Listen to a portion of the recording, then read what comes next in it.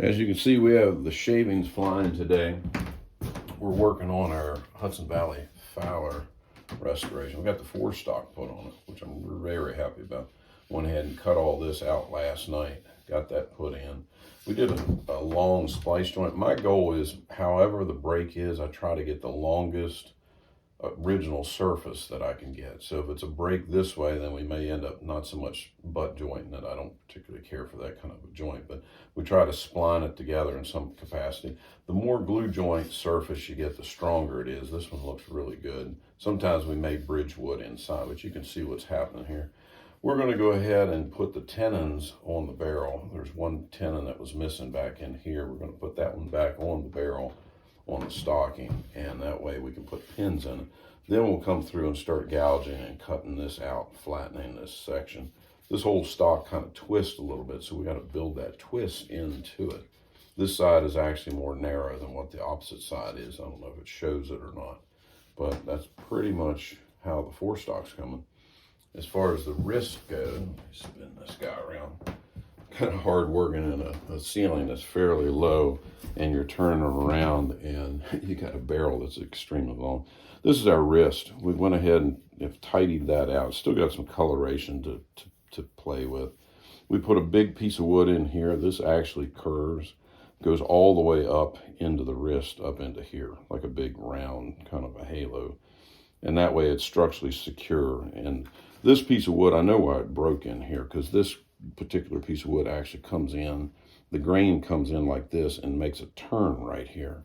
So when we had that big break across there, it actually broke with the way the grain structure came through.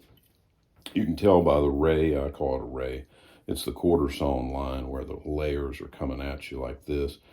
It shows this spark or pretty section in here, but actually very happy the way it came off. This is some of the stuff we took out of it. It had a screw in here, and it had a screw down there, and it had all this tar and this paper, this tar tape on it, plus a couple nails and stuff. But very happy with what's coming. We're gradually getting this surfaced out, so it's blending in nicely. I don't know how that shows in the camera, but hopefully it's decent. It's going to look really nice. So moving on to the Forestock. We get that tidied up, and then it's not much before this baby can go to the museum and get on display. We are working on the Mattawan Historical Society Hudson Valley Fowler. We're getting down to the final lines of it. This is the Ramrod we had for it, and it was short. It had this great tip. I hope you can see that. It had this great tip that they had installed on this rod. You can see where it's probably going down into here. And it's really old because it's such a long ramrod. Instead of replacing the rod because it was short by as much as you're seeing here with these long splice joints, it's kind of like you do an arrow and you index the grain structure. Even though it doesn't show a lot, you try to get that same thing. And then coming all the way back, extremely long rod. Then what was neat is this was actually inside of the ramrod channel. Back inside, you could just see the tip of it sticking out. I was able to pull it out of there and then reinstall it back on the ramrod. Look at this thing, it's great. It actually threaded originally about right here into that piece. Really, really neat for pulling ball or wads or whatever. But here again, like I say, we just did this splice joint. If we were using this ramrod all the time on a conventional contemporary build, we definitely would not splice this out like that. But for in this case, we did not want to have to replace this really cool ramrod. We're getting down to it pretty close right now. Pipes installed. We went ahead and we filled the holes where it had multiple holes here and even one up in there.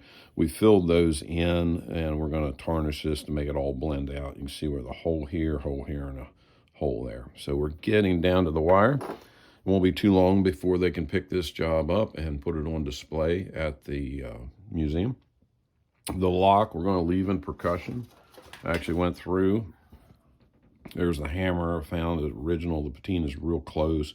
We put a new nipple in the drum. Decided to leave this gun in percussion as it's been the whole time since it was in the family, because this came right down straight through the family. This is how the last member of that family would have shot it, in a percussion state.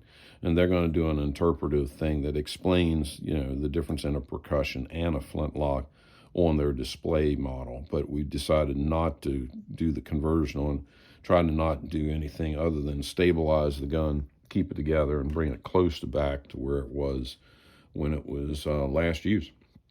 So I hope you go to see it when it's up at the museum. They're in New Jersey, and we're looking forward to getting it finished.